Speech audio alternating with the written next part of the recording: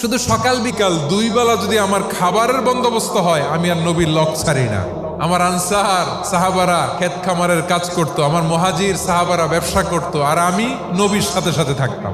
5374টা হাদিস তিনি বর্ণনা করেছেন। সবচেয়ে বেশি হাদিস বর্ণনাকারী সাহাবী আবু হুরায়রা রাদিয়াল্লাহু তাআলা। বিড়ালের বাবা কি করতেন? খালি হাদিস মুখস্থ করতেন।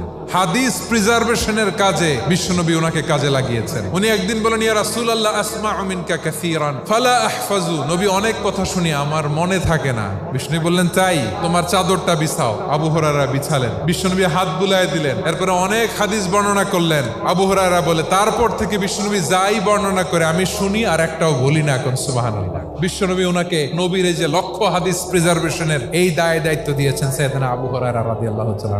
আপনারা কি খেয়াল করেছেন কত বড় চৌকস ট্যালেন্ট হান্টার ছিল আমার নবী? এক একজনের এক এক ট্যালেন্ট, এক একজনকে এক এক দায়িত্ব দিয়েছেন, এক একজনের প্রতিভাকে এক এক ভাবে বিকশিত হওয়ার সুযোগ দিয়েছেন। আওয়াজ করে বলেন ঠিক কি না?